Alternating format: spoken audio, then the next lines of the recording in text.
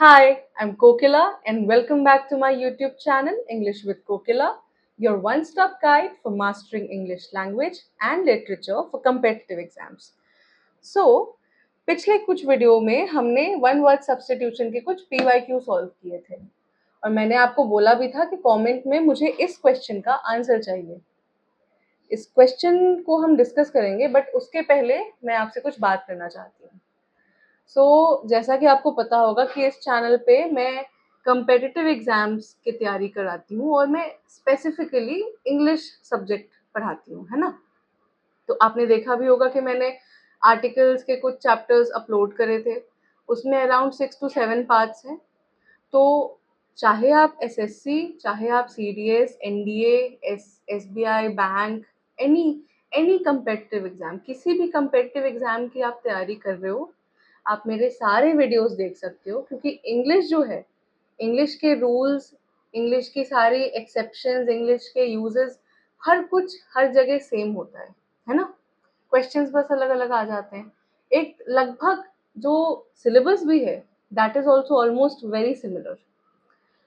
तो आप सारे वीडियोस देख सकते हो। ऑल्सो हर शाम 5 बजे इस चैनल पे शॉर्ट्स अपलोड होते हैं जिसपे हम एंटोनिम सिनोनिम्स के बारे में बात करते हैं, इडियम्स एंड फ्रेजेस डिस्कस करते हैं और जिन लोगों को इंग्लिश बोलना सीखना है उनके लिए हम स्पोकन इंग्लिश के भी कुछ वीडियोस लाते हैं, जैसे 2 वर्ड के सेंटेंसेस या फिर 3 वर्ड के सेंटेंसेस, बेसिक सेंटेंसेस जो आप डेली लाइफ में अपने यूज कर सकते हो। ठीक है? तो और हम पीवाईक्यूज भी सॉल्व करते हैं।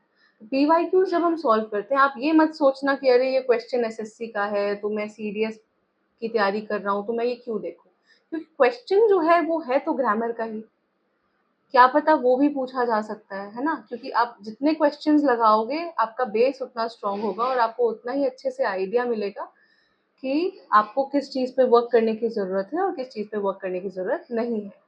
ठीक है? तो make sure you watch all of those videos. कुछ भी इसमें डिविजन नहीं है कि हाँ ये वीडियो एसएससी वालों के लिए है और ये वीडियो बैंक वालों के लिए है या ये सीडीएस या डिफेंस वालों के लिए है। इन सब बातों को नहीं सोचना है। ठीक है?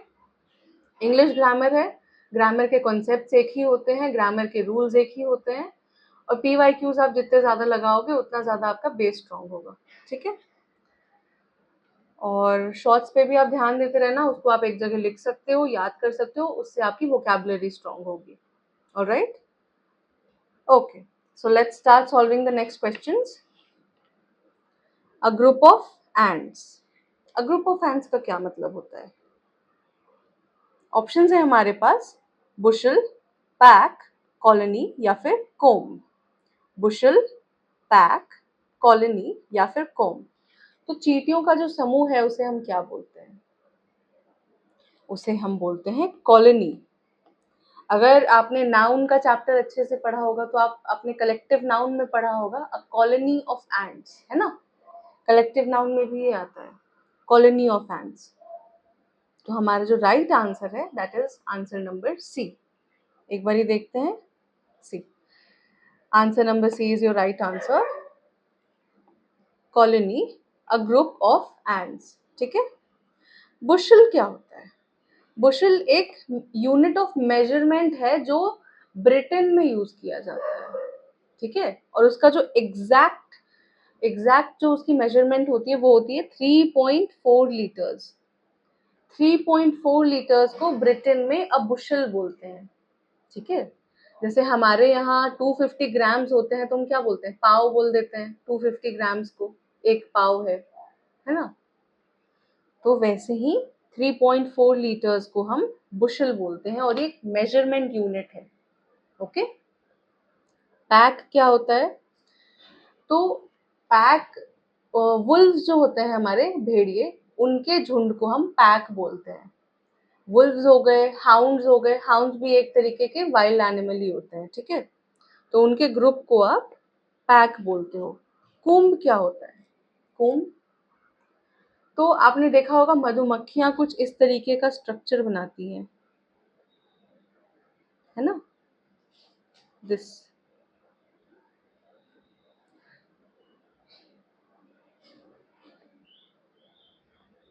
सी। तो ये इसे आप कूम बोलते हो, ठीक है। हनी कूम बोलते हैं ना मधुमक्खी के छत्ते को, उसी तरह this is comb, structure made by honey bees to store Honey. Okay. हाँ, मैं एक बात और बोल दूं, अभी जैसे एसएससी का एग्जाम पोस्टपोन हुआ है, उसके एग्जाम्स होने बाकी हैं। फिर अभी आपका सितंबर में सीडीएस और एफकैट भी होने वाला है, तो मैं उसके भी प्रीवियस क्वेश्चंस कराऊंगी। और पर फिर भी आपको ध्यान रखना है कि अगर आप एसएससी वाले हो तो ये मत सोचना कि हाँ मैं सीडीएस का क्वेश्चन क्यों देखूं, या फिर मैं बैंकिंग का भी एग्जाम होने वाला है, एसबीआई क्लर्क का, आईबीपीएस क्लर्क, तो ये सारे एग्जाम्स होने वाले हैं, तो इनके पर्टिकुलर प्रीवियस ईयर क्वेश्चंस भी मैं कराऊंगी।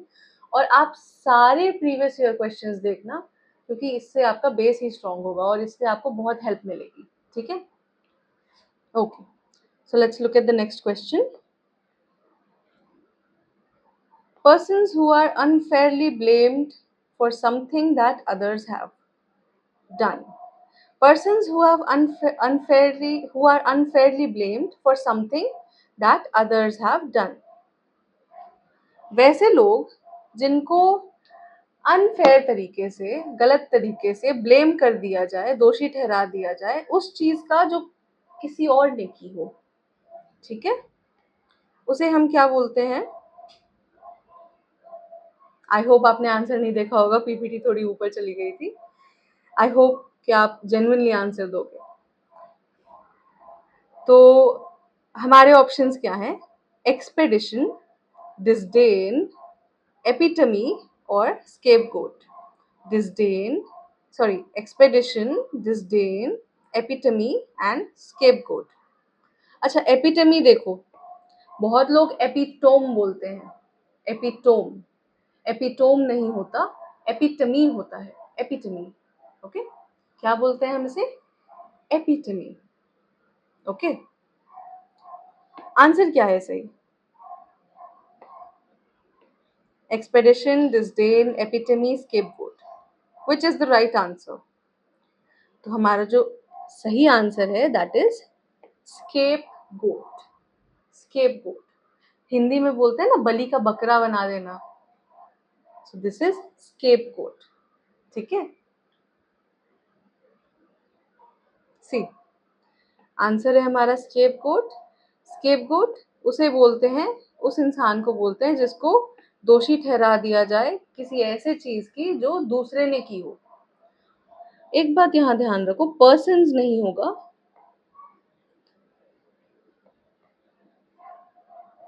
पीपल होना चाहिए यहाँ पे, है ना।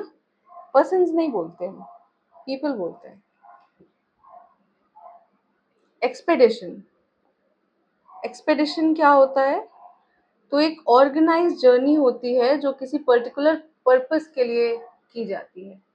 एक ऐसी जर्नी जो किसी पर्टिकुलर पर्पस या फिर किसी पर्टिकुलर आउटकम के लिए की जाती है, ठीक है।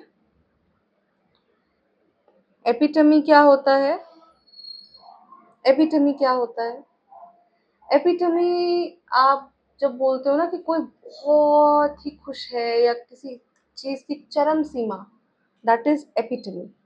अ person or thing that is perfect example of a particular quality of time, ठीक है। अगर मैं बोलूं कि मेरी खुशी की खुशी की चरम सीमा, अगर मैं बोलूं खुशी की चरम सीमा, तो I will say the epitome of happiness, ठीक है। किसी भी चीज की, किसी भी फीलिंग की, या किसी भी क्वालिटी या किसी भी चीज के टाइप की जो परफेक्ट एग्जाम्पल होता है, उसकी जो चरम सीमा होती है, perfect example, that is called epitome, ठीक है। डिसडेन क्या होता है? डिसडेन, तो it is a feeling that someone or something is unworthy of one's consideration or respect. Disdain एक ऐसी फीलिंग होती है कि आपको लगेगा कि कोई सामने वाला जो है ना, वो आपके रिस्पेक्ट या फिर आपके कंसिडरेशन के लायक ही नहीं है, तो उस फीलिंग को हम डिसडेन बोलते हैं, ठीक है।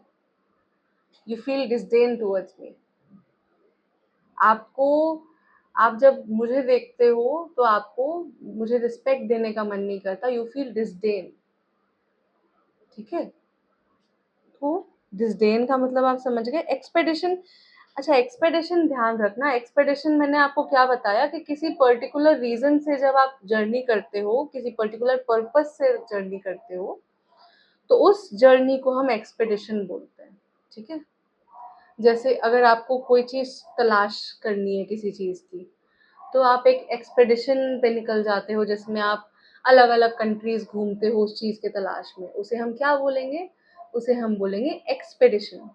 ओके, चलो let's look at the next question.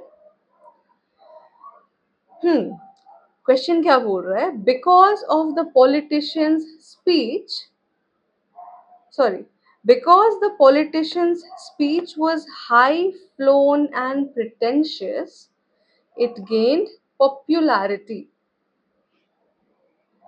Because the politician's speech was high flown and pretentious, it gained popularity.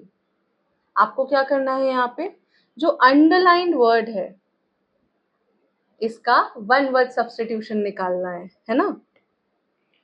तो कोई ऐसी चीज जो हाई फ्लोन हो और प्रिटेंशियस हो। हाई फ्लोन और प्रिटेंशियस का मतलब क्या होता है, हाई फ्लोन आप एक तरीके से कह सकते हो, होते हैं ना बड़ी बड़ी डींगे हाँकना, बड़ी बड़ी बातें करना, दैट इज हाई फ्लोन। और प्रिटेंशियस का मतलब होता है दिखावटी, नकली। ठीक है, तो क्योंकि वो जो पॉलिटिशियन का जो स्पीच था that was very high flown and very pretentious, मतलब बड़ी बड़ी बातें की उसने और दिखावटी नकली बातें की, इट गेन्ड पॉपुलैरिटी। ठीक है, उसने पॉपुलैरिटी गेन कर ली उसकी बातों ने, क्यों, क्योंकि वो बहुत ही दिखावटी बातें थी। ऑप्शंस क्या है हमारे पास दिखावटी और हाई फ्लोन के वन वर्ड सब्स्टिट्यूशन के, बोम्बास्टिक, austere, स्कीमैटिंग, schematizing, sorry, schematizing and mnemonic. Bombastic, austere, schematizing and mnemonic. इसको आप कैसे पढ़ते हो, एक बार प्रोनाउंसिएशन देखना आप इसकी। ठीक है, एम जो है यहाँ पे साइलेंट होता है, इसे हम बोलते हैं न्यूमोनिक, न्यूमोनिक, न्यूमोनिक। ठीक है, तो हमारे पास ये चार ऑप्शंस हैं। सही आंसर क्या है, so the right answer is bombastic. Bombastic मतलब बड़ी बड़ी हाई फ्लोन बातें, दिखावटी प्रिटेंशियस बातें, तो इसका वन वर्ड सब्स्टिट्यूशन होगा बॉम्बास्टिक। ओके, देखते हैं। C bombastic, high flown and pretentious. Austere क्या होता है, ऑस्टियर जब कोई चीज बहुत ही सिवियर, बहुत ही ज्यादा या फिर बहुत ही स्ट्रिक्ट मैनर में कही जाए, उसे हम बोलते हैं ऑस्टियर। सीवियर और स्ट्रिक्ट इन मैनर या फिर एटीट्यूड, अगर कोई बहुत ही एटीट्यूड में स्ट्रिक्ट हो, है ना, बहुत ही सीवियर बहुत ही स्ट्रिक्ट हो, उसे हम क्या बोलेंगे, ऑस्टियर। ओके, स्कीमेटाइजिंग, स्कीमेटाइजिंग का मतलब क्या होता है, ऑर्गेनाइजिंग या फिर arranging something according to a particular scheme या फिर सिस्टमैटिक प्लान। तो किसी पर्टिकुलर स्कीम या फिर किसी प्लान के मुताबिक अगर हम किसी चीज को ऑर्गेनाइज करते हैं, ठीक है, या अरेंज करते हैं, तो हम उसे बोलते हैं स्कीमेटाइजिंग। ओके, न्यूमोनिक क्या होता है, न्यूमोनिक क्या होता है, न्यूमोनिक जो है एक तरीके का मेमोरी एड है। मतलब आप न्यूमोनिक को तब यूज करते हो जब आप किसी चीज को याद करने की कोशिश कर रहे होते हो। ठीक है, तो ये एक तरीके का मेमोरी एड है किसी चीज के लिए। जब आप किसी चीज को याद करते हो तो आप न्यूमोनिक के बारे में सोचते हो। मैं इसको अच्छे से एक्सप्लेन करूंगी, एक बारी जो डेफिनेशन यहाँ लिखा है उसे पढ़ते हैं पहले। ठीक है, it is a memory aid for something often taking the form of a rhyme or an acronym। कई बार ये हम राइम के तरीके से इसे यूज कर लेते हैं या फिर एज एन एक्रोनिम इसे यूज करते हैं। अगर आपको एक्रोनिम का मीनिंग नहीं पता तो आप मेरे आर्टिकल्स के सारे वीडियोस देखो, मैंने उसमें एक वीडियो में मैंने बताया है कि एक्रोनिम क्या होता है। ठीक है, तो ये न्यूमोनिक एक तरीके का मेमोरी एड है। ये आपको कोई चीज रिमेम्बर कराने में, याद कराने में हेल्प करता है। और कई बार ये एक राइम के फॉर्म में होता है या फिर एक एक्रोनिम के फॉर्म में होता है। जैसे अगर विबग्योर, आई थिंक आप सबको पता होगा विबग्योर क्या होता है।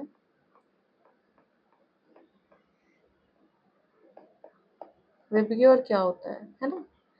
विबग्योर जो होता है, जब व्हाइट लाइट, कल हमने प्रिज्म के बारे में बात किया था कि एक प्रिज्म में जब व्हाइट लाइट जाती है तो उसमें से 7 अलग कलरफुल लाइट्स निकलती हैं, है ना। वो क्या होती हैं? वायलेट होती हैं, इंडिगो होती है, ग्रीन, सॉरी, उसका जो सीक्वेंस होता है ये होता है Indigo, blue, green, yellow, orange and red, है ना। स्पेक्ट्रम जो होता है कलर का, उसका सीक्वेंस क्या होता है? पहले वायलेट लाइट होती है, फिर इंडिगो लाइट होती है, फिर ब्लू होती है, फिर ग्रीन होता है, फिर येलो, फिर ऑरेंज, फिर रेड। तो अब हमने इसको याद करने के लिए हमने क्या किया? हमने उठाया यहाँ से V, हमने उठाया यहाँ से I, यहाँ से लिया B, यहाँ से लिया G, Y, यहाँ से उठाया हमने O और यहाँ से उठाया R, और हमने इन सब को मिला के क्या बना दिया? VIBGYOR, VIBGYOR, VIBGYOR. अब अगर मुझे सीक्वेंस याद करना होता है कि अरे वो लाइट, जो 7 लाइट आती थी उसका नाम क्या है और किस सीक्वेंस में आती थी वो, तो मैंने छोटा सा वर्ड याद कर लिया। Instead of learning the sequence कि मैं याद करूंगी वायलेट, ब्लू, इंडिगो, ऐसे मैं सीक्वेंस में याद करने से अच्छा है कि मैंने इसका एक्रोनिम बनाया, शॉर्ट फॉर्म बनाया फर्स्ट लेटर यूज करके और उसे याद कर लिया। तो ये जो विबग्योर बना हमारा एक्रोनिम, तो एक ये बन गया, ये इसे हम न्यूमोनिक कहेंगे। न्यूमोनिक, न्यूमोनिक क्या होता है? मैंने आपको बताया, कोई ऐसी चीज जो हमें चीजों को याद रखने में मदद करे। कई बार एक्रोनिम में भी होता है, कई बार राइम में भी। राइम में सॉन्ग के तरीके से भी हम चीजों को याद कर लेते हैं ना, राइम करके, उसे भी न्यूमोनिक बोलते हैं। ठीक है, क्लियर हो गया ना। जैसे मैंने क्या बोला, विबग्योर हमारा न्यूमोनिक बन गया, वायलेट, इंडिगो, ब्लू, ग्रीन, है ना। ऐसे करके हमने क्या बना लिया? विबग्योर। और विबग्योर वर्ड जो है वो एक न्यूमोनिक है। ठीक है, इसी तरह हम सॉन्ग्स और पोएम्स भी लिख देते हैं कुछ याद करने के लिए। Understood? Now, a person who sells and arranges cut flowers. A person who sells and arranges cut flowers. अब देखो, फ्लावर्स होता है या फ्लावर्स होता है? दो प्रोनाउंसिएशन आई, मैंने जानबूझ के दो प्रोनाउंसिएशन किया। फ्लावर्स होता है या फिर फ्लावर्स होता है? बताओ। आई थिंक काफी लोग फ्लावर बोलते हैं, है ना। फ्लावर है, रोज एक फ्लावर है, लैवेंडर एक फ्लावर है ना। फ्लावर नहीं होता है, फ्लावर होता है, फ्लावर, फ्लावर। ठीक है, कैसे प्रोनाउंस करते हैं हम फ्लावर को? फ्लावर। अभी क्वेश्चन क्या था, क्वेश्चन पे ध्यान देते हैं। A person who sells and arranges cut flowers, कोई ऐसा इंसान जो बेचता हो या फिर उन फ्लावर्स को अरेंज करता हो। कौन से फ्लावर? जो कटे हुए फूल होते हैं, उनको वो या तो अरेंज करता हो और बेचता हो। ठीक है, क्या बोलते हैं इसे हम? हॉर्टिकल्चरिस्ट, हॉर्टिकल्चरलिस्ट, बॉटनिस्ट, गार्डनर या फिर florist.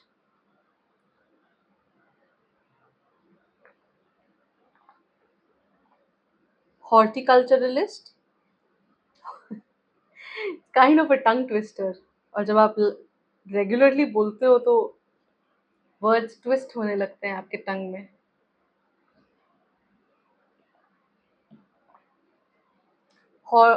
Horticulturist, okay. Horticulturist, botanist, gardener या फिर फ्लोरिस्ट, क्या बोलते हैं हम इसे? तो the correct answer is florist, है ना. आप देखते होगे फूल के जो दुकान पे लोग होते हैं वो क्या करते हैं, कटे हुए फूलों को बेचते हैं, उसे अरेंज करते हैं, एक बुके बनाते हैं, फिर उसे बेचते हैं. उसे हम बोलते हैं फ्लोरिस्ट. ठीक है. तो आगे से अगर आप किसी फूल के शॉप पे जाओ तो ये ध्यान रखना कि जो आपको फूल काट के बना के सेल करते हैं उसे हम फ्लोरिस्ट बोलते हैं. ठीक है. अच्छा, एक क्वेश्चन और है हमारे इस पीवाईक्यू में तो नहीं है, पर आपके वोकैबुलरी में जरूर हेल्प कर सकता है. जो लोग हमें मसाज देते हैं, बॉडी मसाज, उसे हम क्या बोलते हैं? मसाजर नहीं बोलते हैं, ठीक है. मसाजर मत बोल देना. जो लोग हमें मसाज देते हैं उसे हम क्या बोलते हैं? इसका आंसर मैं अगले वीडियो में आपको बताऊंगी, और अगर आपको इसका आंसर पता है तो आप कमेंट बॉक्स में जरूर लिख के बताना. ठीक है. तो इस क्वेश्चन का आंसर तो था फ्लोरिस्ट. फ्लोरिस्ट क्या होता है? फ्लोरिस्ट वो इंसान होता है जो फ्लावर्स को काट के अरेंज करके हमें बेचते हैं. सी. ठीक है. हॉर्टिकल्चरिस्ट क्या होता है? हॉर्टिकल्चरलिस्ट एक पर्सन है जो गार्डन कैसे उगता है, कैसे ग्रो करता है, उसकी पढ़ाई करते हैं. ठीक है. और उसके प्लांट्स के बारे में पढ़ते हैं. अ पर्सन हु स्टडीज और ग्रोज गार्डन प्लांट्स. गार्डन के जो प्लांट्स हैं उनको पढ़ते हैं और उन्हें उगाते हैं. ठीक है. बॉटनिस्ट क्या होता है? बॉटनिस्ट या तो एक एक्सपर्ट होता है या तो एक स्टूडेंट होता है of the scientific study of plants. Botanist जो है, 1 सेकेंड, बॉटनिस्ट आपने सुना होगा, बॉटनी. बॉटनी जो पढ़ते हैं, है ना, उसे हम बॉटनिस्ट बोलते हैं. एक स्टूडेंट है या फिर एक एक्सपर्ट है जो प्लांट्स का साइंटिफिक स्टडी करता है. ठीक है. गार्डनर क्या होता है? हमारे यहाँ जो माली होते हैं, दोज आर गार्डनर्स, जो आपके गार्डन का ध्यान रखें, है ना. Someone who works in a garden, growing and taking care of plants. कोई ऐसा इंसान जो गार्डन में काम करता हो और प्लांट्स को ग्रो करने में हेल्प करे, उनकी ध्यान रखे और उन्हें अच्छे से ग्रो करवाए, है ना. Now, choice between two unsatisfactory alternatives, उसे हम क्या बोलते हैं? एक ऐसी चॉइस जो अनसैटिस्फैक्टरी दो अनसैटिस्फैक्टरी ऑल्टरनेटिव्स. ऑल्टरनेटिव्स मतलब दो चॉइसेस हैं आपके पास और दोनों अनसैटिस्फैक्टरी है, दोनों से आप सेटिस्फाइड नहीं हो, सहमत नहीं हो. ठीक है. उस चॉइस को हम क्या बोलते हैं? What do we call it? We call it a dilemma. Dilemma. ठीक है. C. Dilemma, a choice between two unsatisfactory alternatives. बोल रहे मैं तो दुविधा में फंस गई हूँ, मैं ना इधर जा सकती हूँ ना उधर जा सकती हूँ. So I am in a dilemma, confused state. मेरे पास जो दोनों ऑप्शंस हैं, दोनों ऑल्टरनेटिव्स मेरे अनसैटिस्फैक्टरी हैं. ठीक है. प्रॉब्लम, प्रॉब्लम मतलब डिफिकल्टी, कोई चीज करने में जो रुकावट आती है, डिफिकल्टी आती है, वो आपकी प्रॉब्लम होती है ना. समथिंग दैट कॉजेज डिफिकल्टी और is hard to deal with. कोई ऐसी चीज जो मुसीबत या फिर मुश्किल पैदा करे और उससे डील करना, उससे निपटना थोड़ा मुश्किल हो. कंफ्यूजन, कंफ्यूजन का मतलब तो आई थिंक आपको पता ही होगा कि अनसर्टेनिटी, अनसर्टेनिटी का मतलब भी कंफ्यूजन ही होता है. अब हिंदी में कैसे बोलूँ मैं, मेरी थोड़ी हिंदी इज़ नॉट वेरी मेरी हिंदी बहुत अच्छी नहीं है, हालाँकि ये गर्व की बात तो बिल्कुल नहीं है, हिंदी अच्छी होनी चाहिए मेरी, बट कन्फ्यूज़न को मैं हिंदी में क्या बोलूँगी, आप मुझे कमेंट करके ज़रूर बताना, ठीक है? तो अगर किसी चीज़ की कन्फ्यूज़न कन्फ्यूज़न का तो डेफ़िनेशन आपको पता ही होगा, किसी चीज़ को लेके कन्फ्यूज़ होना, कुछ हो रहा है, कुछ देखा या कुछ कोई बात की गई, लेकिन मुझे समझ नहीं आया क्या बात हुई, मैं कन्फ्यूज़ हो गई, है ना? डिफ़िकल्टी क्या होता है? डिफ़िकल्टी मतलब मुश्किल, कोई ऐसी चीज़ जो मुश्किल हो, है ना? The fact of not being easy और टू डू और अंडरस्टैंड, कोई ऐसी चीज़ जो ईज़िली समझ ना आए, ईज़िली करी ना जा सकती हो, है ना? उसे हम डिफ़िकल्ट बोलते हैं। चलो आगे के क्वेश्चंस हम अगले वीडियो में करेंगे, बिकॉज़ ये वीडियो ऑलरेडी बहुत लंबा हो गया है। ओके? सो मैंने आपको क्या-क्या बोला आप कमेंट ज़रूर करना, and I will see you in the next video. Till then bye.